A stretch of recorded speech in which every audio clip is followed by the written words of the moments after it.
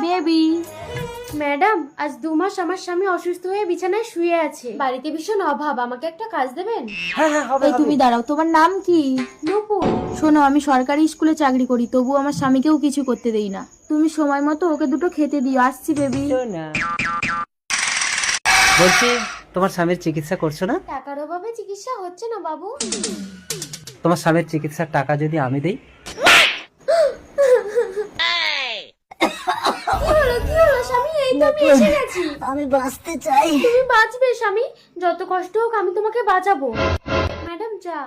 আরে কি হলো উজ্জ্বল? এই কি হয়েছে রে? জানি না ম্যাডাম। জানি না? তোদের মতো কাজের মহিলাদেরকে ভালো করেই জানা আছে। ফাঁকা ঘর পেয়ে তুই আমার স্বামীকে পটানোর চেষ্টা করছিলি?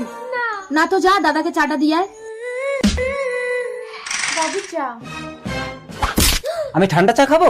বাবু আমি জানি আপনি কেন এরকম করছেন। আপনাদের বাড়ি আমি আর কাজ করব না। এখনই 5 লাখ টাকা লাগবে, অপারেশন না করলে আপনার স্বামীকে বাঁচানো যাবে না। টাকার চিন্তা করবেন না ডাক্তার বাবু, আপনি অপারেশনের ব্যবস্থা করুন। আরে আমার সব টাকা তো তোমার, তুমি ইচ্ছে মতন খরচা করবে। আসি। বাই। বাবু আমাকে 5 লাখ টাকা দেবেন? বাবু এতে তো 5,000 টাকা আছে। ওটাই তোর দাম।